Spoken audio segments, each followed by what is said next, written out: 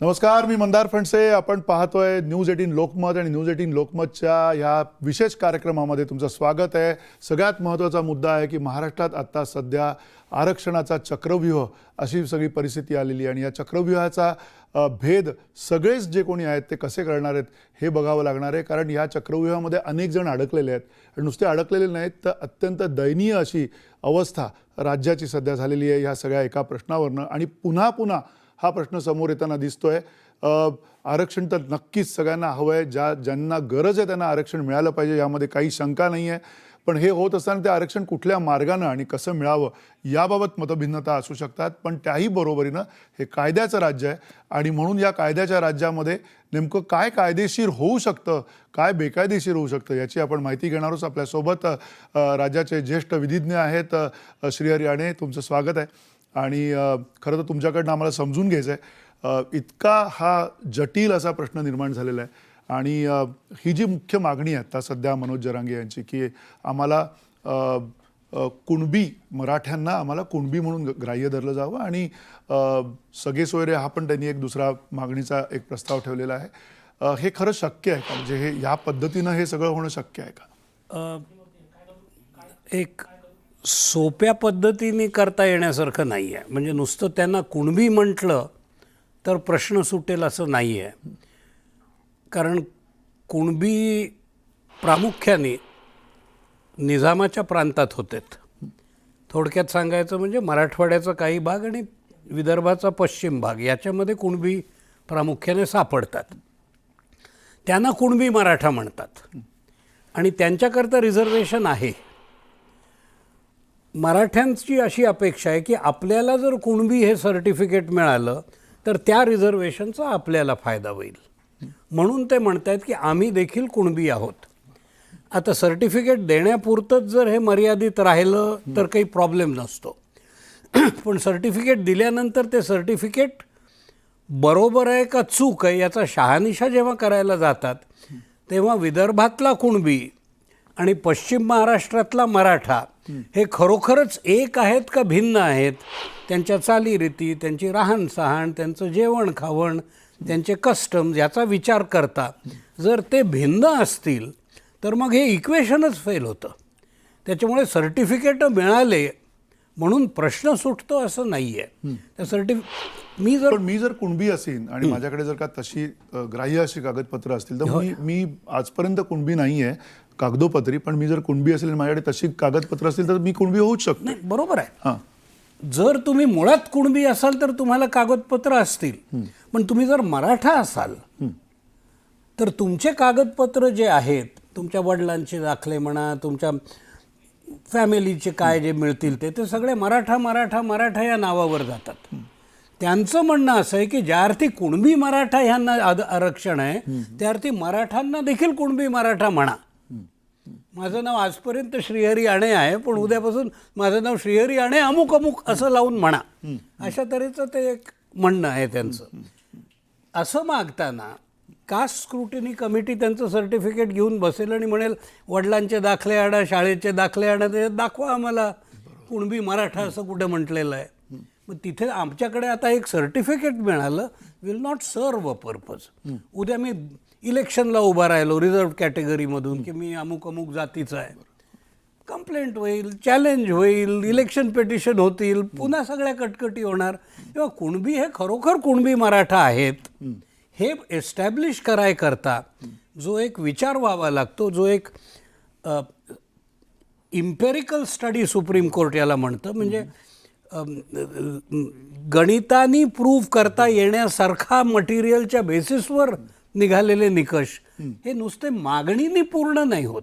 त्याच्याकरता लागणारं मटेरियल लागतं. ह्या पर्यायाने शिवाजी महाराज कुणबी मराठा होते का? आत्तापर्यंत कधीही कोणीही शिवाजींना कुणबी मराठा म्हटलेलं नाही आहे. शिवाजी महाराज जर कुणबी मराठा नव्हते तर मग इतर लोक कुणबी मराठा कसे होतील?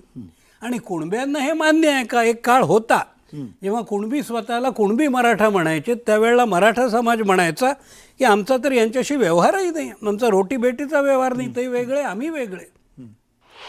पश्चिम महाराष्ट्रामध्ये तुम्हाला कुणबी दिसतच नाहीत. पश्चिम विदर्भात तुम्हाला मराठा दिसत नाहीत. मग हे दोघं एक जर असतील तर ते मी आहेत की नाही त्याच्यात जात नाही. म्हणजे माझं असं मुळीच म्हणणं नाही आहे की ते नाही आहेत. माझं म्हणणं आहे हे एस्टॅब्लिश कसं करणार तुम्ही. म्हणजे कायदेशीरदृष्ट्या कायद्याच्या कसोटीवरती आणि ज्याला आपण म्हणतो की कागदोपत्री आपल्याला ते सांगावं लागेल. एक सुरेख इंग्रजी वाक्य आहे, certificate is only the evidence of a fact but the fact has to be established. माझ्याकडे कागद आहे म्हणून मी कुणबी होतो, पण कुणबी म्हणजे काय आणि तू कसा कुणबी होतो हे ते सर्टिफिकेट हातात धरलं म्हणून. पण ही जबाबदारी माणसांची नाहीये ना, ही जबाबदारी खरी शासनाची आहे, मागासवर्ग आयोगाची आहे.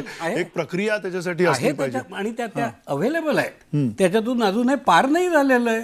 म्हणजे सध्याचं जे मी कुणबी मराठ्यांबद्दल बोलतोय, बाकीच्या गोष्टींबद्दल बोलत नाही.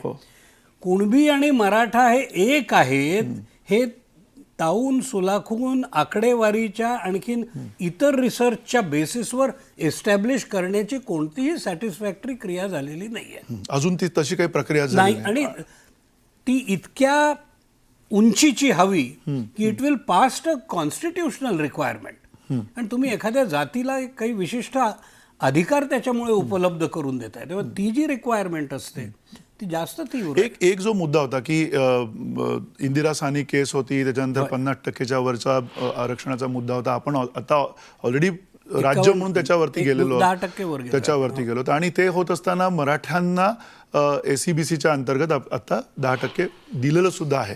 असं असताना आता जर का ह्या समूहाला कुणबी म्हणून दिलं गेलं किंवा ह्या पद्धतीनं जर का त्यांना आरक्षण कुणबी म्हणून त्यांना जर का तो दर्जा मिळाला तर राजकीय आरक्षणामध्ये सुद्धा त्यांना त्याच्यामध्ये पात्रता होणार आहे. जर त्यांना कुणबी हा दर्जा मिळाला तर त्यांना जे काही हक्क कुणबी या कम्युनिटीला उपलब्ध आहेत OBC मध्ये, स्थानिक स्वराज्य संस्थांमध्ये राजकीय आरक्षण, ते कुठे कुठे तर शैक्षणिक संस्था, सरकारी नोकऱ्या, स्थानिक स्वराज्य संस्था, इलेक्शनच्या बाबतीत किंवा इतर जिथे कुठे तुम्हाला कास्ट रिझर्वेशनचा बेनिफिट मिळतो, मग ते गॅस सिलेंडर असो किंवा अजून काही असो, त्या सर्व बाबतीत तुम्ही पात्र ठरता. That's not the question. प्रश्न असा आहे की तुम्हाला जर हे कुणबी मराठ्यांना द्यायचं असेल तर ते देताना तुम्ही दिलं म्हणून संपत नाहीये. दिलं म्हणण्याच्या आधीच्या क्रिया जर तुम्ही करत नसाल तर तुम्हाला काय मिळणार त्यांना, तर त्यांना OBC मध्ये मिळणार दिल्या गेलं तर.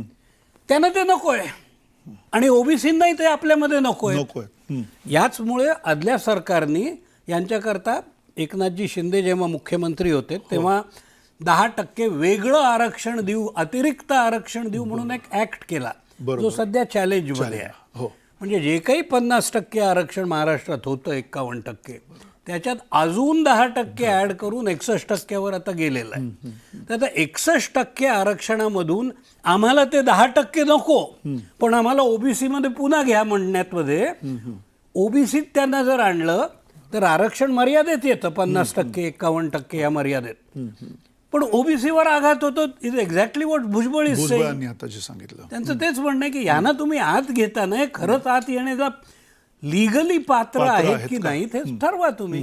मग तुम्ही जो इम्पेरिकल डेटाचा जो उल्लेख केला त्याच्यामध्ये कायद्याच्या कसोटीवरती किंवा या सगळ्या वेगवेगळ्या दस्तावेजांच्या कसोटीवरती जात ठरवण्यासाठीची जी मागासवर्ग आयोगाची जी सगळी एकूण रचना आहे ती रचना आपल्याकडे कमकुवत आहे असं म्हणायचं की त्यांना तेवढं सक्षम केलं नाही असं म्हणायचं? मला वाटतं कमकुवत हा शब्द बरोबर नाही होणार.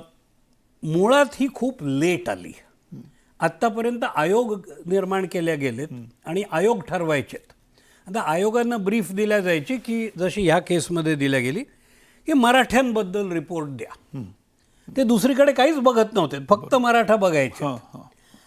ह्याच्यातून ऑब्व्हियस निर्माण होणारे दोष म्हणजे मराठ्यांपेक्षाही काही दलित लोक असू शकतील किंवा काही दुसरे समाज असू शकतील ज्यांना जास्त वंचित स्थितीत आहेत. बरोबर. यांचा विचारही केला जायचा नाही, कारण जो मागणी करतो त्याचा विचार होतो. ह्या बेसिसचं ह्याच्यातून सुप्रीम कोर्टाने म्हटलं की हे बरोबर नाही, वेगळं कारण आहे, आपण जाऊ नंतर त्याच्यात हवं तर. ते म्हणालेत की तुम्हाला हे नीट जाच करायला एक क्रिया हवी. मग कॉन्स्टिट्यूशन अमेंडमेंट झाल्यात. 105वी 102री 103री 105वी मला आकडे नाही आठवत घटना दुरुस्तीने शेड्यूल्ड कास्ट करता एक कमिशन निर्माण झालं, शेड्यूल्ड ट्राईब करता एक कमिशन निर्माण झालं आणि अदर बॅकवर्ड कम्युनिटीज करता एक कमिशन निर्माण झालं. आता दुःख हे होतं की ही कमिशनर सगळी सेंट्रल गव्हर्नमेंटच्या हाती होती. शेड्यूल्ड कास्ट ट्राईबचं ठीक आहे कारण ते देशभर आहे, पण बॅकवर्ड कम्युनिटीज हे प्रत्येक राज्यात आणि राज्याच्या आत सुद्धा वेगवेगळे आहेत. त्यामुळे हे कमिशन एक्झामिन कसं करणार? राज्यांनी नॅचरली ऑब्जेक्शन घेतलं की हे फेडरल स्ट्रक्चरच्या विरुद्ध जातं. तुम्ही केंद्र सत्ताधारी कितीही असलं तरी आमचे हक्क कसे काढता? आम्हाला डिसाईड करावं लागतं की आमच्याकडे दलित कोण आहे नाही. मग अमेंडमेंट करून राज्यांनाही हे राईट्स द्यायला हवे. पण ज्या पद्धतीने ह्या कमिशनचा कारभार देशव्यापी लेव्हलला व्हायला हवा तो झालेला नाही. अनेक कारणं आहेत. एक म्हणजे तुम्हाला देशव्यापी कारभार करण्याकरता घटनेतच दिलेल्या तरतुदीप्रमाणे नॅशनल सेन्सस घ्यावा लागतो दर 10 वर्षांनी. 2011 साल नंतर आपल्या देशात नॅशनल सेन्सस झालेलं नाही, घेण्याची लक्षणंही नाहीत.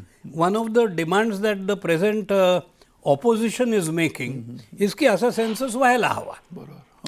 सरकार जेव्हा केव्हा ठरवेल की खिसगणती घेण्याची गरज आहे. जो इम्पिरिकल डेटाचा तुम्ही उल्लेख करताय तो ह्या सेन्ससमुळे साध्य होईल होतो ना, एका मर्यादेत साध्य होतो. याचे 2 भाग आहेत. नॅशनल सेन्सस एक विशिष्ट टाईपचा डेटा प्रोव्हाइड करेल आणि तुमच्या राज्यात कोणाला रिझर्वेशन द्यायचं याच्याकरता त्या व्यतिरिक्तही एक विचार करावा लागतो. मी दोन्ही सांगतो तुम्हाला. नॅशनल सेन्सस हे ठरवू शकेल की एज्युकेशनल बॅकवर्डनेस कोणाकडे आहे, इकॉनॉमिक बॅकवर्डनेस कुठल्या समाजात आहे, सर्व्हिसेसमध्ये जे कोण लोकांना नोकऱ्या नाही आहेत, याचे फिगर्स नॅशनल लेवलला निर्माण होतात. पण ते स्टेट्समधूनच गॅदर केल्या गेल्यामुळे याचं महाराष्ट्रातलं काय प्रतिबिंब आहे हे तुम्हाला बघता येतं त्या रिपोर्टमध्ये. महाराष्ट्रामध्ये रिजनल काय इम्बॅलन्स आहे हे देखील तुम्हाला बघता येईल. हा फक्त सेन्सस पुरता मर्यादित प्रश्न आहे. पण हा निघाल्यानंतर एक उदाहरण म्हणून घेऊन चला की महाराष्ट्रातला कुणबी हा खरोखर वंचित आहे आणि त्यांना मिळायला हवं. त्यांचा लेव्हल आपण म्हणू एक्स आहे.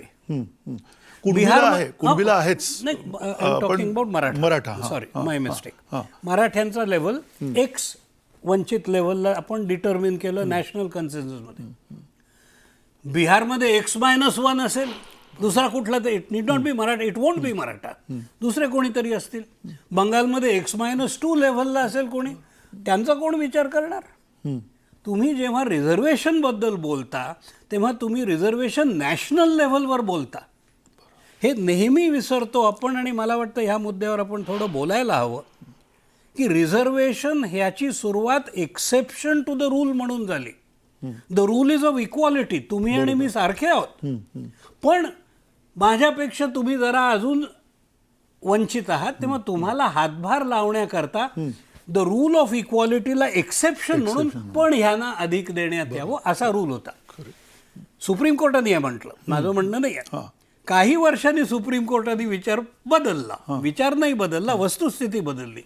ते म्हणाले हे एक्सेप्शन नाही राहिलंय आता, this is a right by itself. बरोबर. त्याच्यामुळे जसे आपले इक्वालिटीचा राईट आहे तसाच हा एक वेगळा राईट आहे.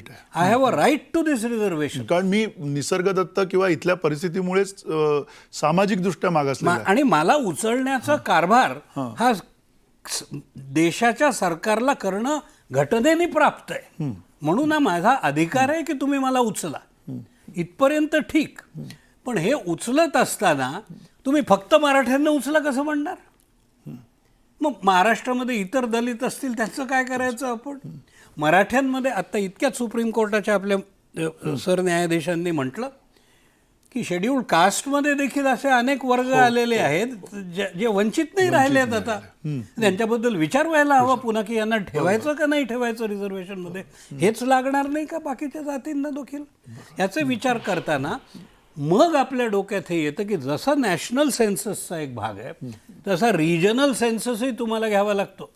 आणि त्या धर्तीवर तुम्हाला फॉर्म्युलेट करावं लागेल की महाराष्ट्रामध्ये गरिबी रेषेच्या खाली इतके, एज्युकेशनल डिप्राइव्ड रेषेच्या खाली इतके, नोकऱ्यांच्या रेषेच्या खाली इतके. मी हे 3 का घेतोय कारण घटनेमध्ये कुठेतरी म्हटलेलं आहे हो एज्युकेशनल बॅकवर्डनेस, सोशल बॅकवर्डनेस आणि इकॉनॉमिक बॅकवर्डनेस. आणि ह्या व्यतिरिक्त 2 ठिकाणी म्हटलेलं आहे की एज्युकेशनमध्ये रिझर्वेशन द्या आणि नोकऱ्यांमध्ये, सरकारी नोकऱ्यांमध्ये पात्रता असेल तर, आणि ती कम्युनिटी रिप्रेझेंट पुरेशी झालेली नसेल तर रिझर्वेशन द्या. आता पुरेसं रिप्रेझेंटेशन म्हणजे काय, तो नेहमीचाच प्रश्न येतो. शेड्यूल्ड कास्टला 17% का देतो, शेड्यूल्ड ट्राईबला 4% का देतो? कारण आहे की संपूर्ण देशाचं पॉप्युलेशन जर तुम्ही लक्षात घेतलं तर त्यात 17% शेड्यूल्ड कास्ट आहे आणि 4% शेड्यूल्ड ट्राईब आहे. मराठांना तुम्ही 10% रिझर्वेशन देता तर महाराष्ट्रामध्ये खरोखर 10% मराठा आहेत की नाही हा पहिला प्रश्न आहे. आणि हे मोजमाप, ही गणती कोणी केलेली आहे? This is where the states come in. पण हाच प्रश्न उद्या ओबीसींना सुद्धा लागू होतो ना. ओबीसी मधल्या प्रत्येक याला होतो, कारण except scheduled caste and scheduled tribe the constitution does not recognise any other category. It recognizes educational backwardness. It recognizes social backwardness and economic backwardness. पण it doesn't say की अमुक अमुक जाती ह्याच्यात बसतात आणि तमुक अमुक जाती तिथे बसतात.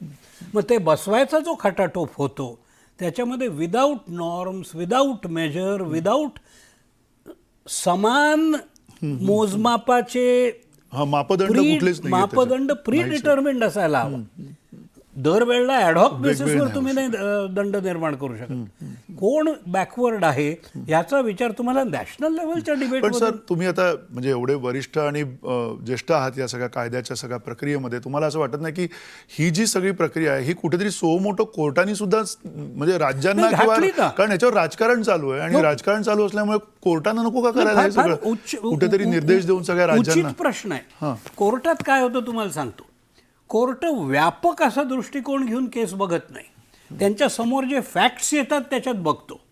आता किमान सर्वोच्च न्यायालयाने तरी हे करायला काय? हो, नाही, पण सर्वोच्च न्यायालय इतकंच म्हणू शकतं की सरकारने बसून याचा विचार करायला पाहिजे. सर्वोच्च न्यायालय काय निकष घालायचे, पण तशा प्रकारचे पण निर्देश सरकारांना सर्वोच्च न्यायालयाने आतापर्यंत दिलेले नाहीत. कारण ही जी परिस्थिती आहे, एक माणूस तिथे जीवानिशी जाऊ शकतो, तो माणूस, त्या माणसाला काही बरं वाईट नको व्हायला, पण जर काही झालं तर एवढा मोठा जो काही जनसमुदाय त्यांच्या मागे आलाय, आशेनी आलेला आहे, ते जर का तिकडे बेफाम झाले तर ही जी परिस्थिती निर्माण होते ही कुठेतरी एक प्रकारचा जो गोंधळ तयार झालेला आहे त्या गोंधळामुळे आहे. नाही, तुमचं म्हणणं तंतोतंत पटतं मला. जोपर्यंत हा स्पष्टपणे विचार लोकांसमोर ठेवला जात नाही की ह्या पद्धतीने आम्ही ठरवू की कोण पात्र आहे आणि कोण अपात्र आहे, तोपर्यंत ह्या तऱ्हेचे प्रॉब्लेम्स येत राहणार. हे एखादा मोठा आजार असताना उगीच खोकल्याचं औषध देण्यासारखं त्याने प्रॉब्लेम सुटत नाही आहे त्या माणसाचा. त्याला जर TB झालेला असेल तर you have to treat him for what the problem is. 2 गोष्टींची मागणी राहते साहेब. एक म्हणजे आम्हाला नोकऱ्या नाहीत म्हणून आरक्षण हवंय, दुसरं म्हणजे आम्हाला शिक्षण सम्राटाच्या दारी पडायचं नाहीये म्हणून सरकारी शाळा कॉलेजेस आम्हाला लागतात, त्याच्यात द्या. या दोन्हीही प्रॉब्लेम्सला टोटल दुर्लक्ष करणं हे सरकार, प्रत्येक सरकारने केलेलं आहे. मी हे सरकार आणि ते सरकार म्हणतच नाही. Nobody worries about creating more jobs or creating better educational facilities in government. गव्हर्नमेंटच्या बाहेर तुम्ही काय करता याला काही अर्थ नाही. इन्फोसिस किती सुंदर आहे, आणखीन अजून कोण काय ग्रेट कामं करतात, याने मला काय फरक पडतो? मला फरक पडतो की सरकारी नोकरीमध्ये मला तलाठीची नोकरी भेटते की नाही, मला मिलिटरीमध्ये जाता येतं की नाही, मला माझ्या मुलाला कॅपिटेशन फी न देता चांगल्या कॉलेजमध्ये शिक्षण मिळतं का, याची उत्तरं देण्यामध्ये सरकार देशाचं आणि राज्यांचं सपशेल फेल झालेलं आहे गेल्या 50-60 वर्षाच्या याच्यात. म्हणून लोक भांडतात. त्यांना वाटतं की रिझर्वेशन मिळालं तर कुठेतरी आपल्या आयुष्यात स्थैर्यता येईल, शाश्वती येईल. पण ही जी फरफट झालेली आहे, म्हणजे ज्या पद्धतीने हे सगळे आंदोलक अतिशय मोठी आशा घेऊन इथपर्यंत आलेले आहेत मुंबईमध्ये, त्यांची निराशाच होईल अशा ह्या सगळ्या परिस्थितीमध्ये. तुम्ही सत्य विचारत असाल तर त्यांना काहीतरी, जरंगे पाटलांना उद्या जर एक्स्ट्रीम हेल्थचा प्रॉब्लेम आला, हॉस्पिटलमध्ये मूव्ह करतील. ते एकदा हॉस्पिटलमध्ये ICU मध्ये गेलेत की बाहेर हातापायी होईल, पण आंदोलनाची तीव्रता कमी होते. हे मी माझ्या पर्सनल एक्सपिरियन्सने सांगतो. आंदोलनं उचल खातात आणि आंदोलनं खाली जातात. आंदोलन अशा डायरेक्शनमध्ये सदैव गेलेलं नाहीच आहे. नाहीच आहे. गांधीजींना साऊथ आफ्रिकेतून भारतात आल्यानंतर 50 वर्ष आंदोलन लागलं करायला बिफोर वी गॉट इंडिपेंडन्स. असं होतच नाही की एका आंदोलनाच्या अंती सूर्यप्रकाश असतो. नाहीये. तुम्हाला त्या अंधाऱ्या टनेलमधून जाताना 56 खाचाखळग्यातून जावं लागतं. म्हणून आंदोलन हे माझी memory may not be very correct, पण अशाच नेचरचं जरंगे पाटलांनीच ह्याच मुंबईमध्ये 2 वर्षापूर्वी 3 वर्षापूर्वी आंदोलन केलं होतं. इतकंच निकडीचं भांडण होतं ते, आणि सोल्युशन्स आले. पण जर सोल्युशन्स हे मूलभूत नसतील तर ते आधी कळस मग पायासारखं ते पडणार आहे सगळं. ते doesn't stand, just not stand. पण ही एक शेवटचा प्रश्न तोच द्यायचा तुम्हाला की ही स्पष्टता समाजाला म्हणून काय येत नाही? कारण जो समाज कारण समाजाला सांगणारे लोक नाही आहेत. What was the reason why the any government would say की आम्ही ओबीसीना हात न लावता वेगळं आंदोलन देऊ आणि आम्ही ते टिकवून दाखवू. पण टिकवून दाखवतील की नाही, कोर्टात काय होतं हे कोर्टालाही माहीत नसतं. पण ते टिकवतील तर टिकवतील, नाही तर नाही. पण 11% अतिरिक्त तुम्ही टिकवलत तरी कोणाच्या पोटावर पाय दिला ह्याचा विचार कराल की नाही तुम्ही? 100% जे ओपन कॅटेगरी आहे त्यांच्यातले 11% अजून कमी झाले. उद्या त्यांनी आंदोलन केलं तर? पण शेवटी आंदोलन करतो म्हणून देतो आम्ही, हे काही सोल्युशन नव्हे. आंदोलन करताना काही प्रमाणात आपल्या सध्याच्या मुख्यमंत्र्यांनी बऱ्याच ठामपणे सांगितलंय, जितकं कायद्यात बसेल तितकं आम्ही देणार तुम्हाला आणि त्याच्याकरता भांडू. पण मग कायद्याच्या बाहेर जाऊन तुम्ही 10% तसंही देऊन बसलेले आहात. ते कसं टिकवायचं हा एक लिगल प्रश्न असू शकेल. म्हणजे आव्हानच आहे ते सुद्धा एक प्रकारचं मोठं लिगल आव्हान. ते फेल झालं तर हात वर करून उभं राहायला त्यातला एक शेवटचा प्रश्न तुम्हाला की जे आता शरद पवार म्हटले होते की केंद्रामध्ये जाऊन काहीतरी घटनात्मक बदल करावे लागतील जेणेकरून 50% वरची जी मर्यादा आहे ते कुठेतरी घेता येऊ शकते. तुम्हाला वाटतं की अशा प्रकारची पुन्हा एक तरतूद करणं आवश्यक आहे? धन्यवाद, तुम्ही मला हा प्रश्न विचारलात. कारण हा दुसरा मूलभूत प्रश्न आहे ज्याच्याबद्दल कोणी बोलत नसतं. मी पवारजींशी ह्या त्यांच्या विधानाबरोबर संपूर्ण सहमत आहे की याचा प्रश्न सोडवणं हे फक्त पार्लमेंटमध्ये होऊ शकतं. आज 51% एक्सीड करता येत नाही असं अनेक सुप्रीम कोर्टाच्या निर्णयांनी सांगितलं. तामिळनाडूचा उल्लेख पवारांनी सुद्धा केला. मी ते वेगळा देतो तुम्हाला, हवं तर आपण बोलू त्याच्याबद्दल. तामिळनाडू ही अगदी वेगळी केस आहे. तर ते याच्याशी पॅरलल नाहीये त्याचा, आणि तामिळनाडू याच्यावर बंधनकारक नाही. ऑल्दो पार्लमेंट जो लॉ करेल तो तामिळनाडूवर बंधनकारक राहणार आहे. 51% एक्सीड करण्याकरता तुम्हाला सुप्रीम कोर्टचे निर्णय डावलता येत नाहीत.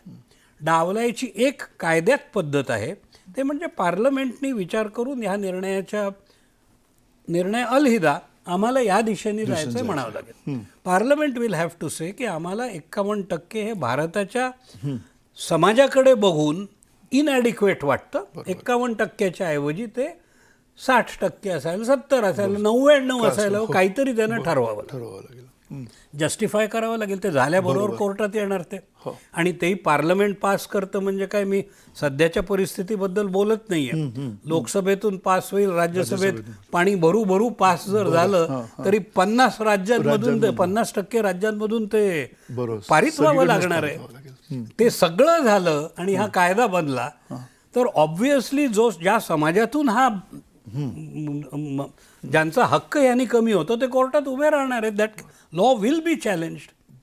And Wien the law is challenge, the first question asked is, तुम्ही 50 या सुप्रीम कोर्टाने म्हटलं तर 60 म्हणण्यामागे तुम्ही काय कॅल्क्युलेशन केलं ज्यांनी तुम्ही जस्टिफाय करता. जसं as I told you, scheduled caste 17% आहेत, शेड्यूल्ड ट्राईब 4% आहेत देशात, हे माहीत आहे आपल्याला. तुम्ही जे 60% देताय ते कोणाला देताय आणि त्याचं काय जस्टिफिकेशन आहे? आणि दिलंच 60. मराठ्यांना त्याच्यातलं नेमकं किती महाराष्ट्रात दिलं जाईल याच्याबद्दल काय तुमचे डिटर्मिनेटिव्ह नॉर्म्स आहेत? हे जर व्हेग असेल तर हा लॉ आर्बिट्ररी आहे म्हणून स्ट्राईक डाऊन केला जातो. अशाच नेचरने आधीचे लॉ स्ट्राईक डाऊन झाले. त्याच्यामुळे आपण हे म्हणून सुटत नाही की आता कायदा झाला म्हणून सगळा प्रश्न सुटला. तो कायदा घटनात्मक असावा लागतो.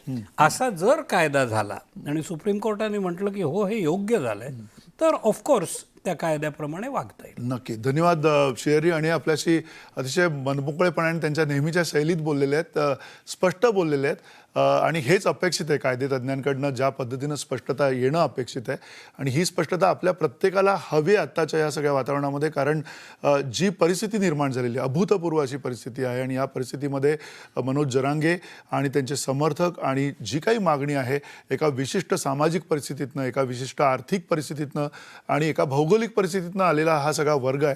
त्या वर्गाची मागणी आणि त्यांच्या संवेदना, त्यांच्या भावनासुद्धा आपण समजून घ्यायला पाहिजेत. पण त्याबरोबरीनं त्या वर्गातले जे कोणी सगळे समर्थक आहेत त्यांनीसुद्धा हे समजून घेण्याची नितांत आवश्यकता आहे की हे आंदोलन जे हे नेमकं कुठल्या दिशेने जाणार आहे, कसं जाणार आहे, आणि त्या आंदोलनाला जर का कुठे गालबोट लागायचं नसेल तर ही जी सगळी वैधानिक सगळी प्रावधानं आहेत, ज्या पद्धतीनं वेगवेगळे मुद्दे त्याच्यामध्ये येत आहेत, ते मुद्दे समजून घेतलं तर आपलं सहजीवन जे आहे, आपलं सहअस्तित्व जे आहे सगळ्यांचं, ते अबाधित राहील. आणि त्या दृष्टीने आपल्याला सगळ्यांना एकत्रित कुठेतरी पुढे जाण्याचं काम करावं लागेल, अशी ही परिस्थिती आहे. तुर्तास इथेच थांबतो. धन्यवाद. नमस्कार.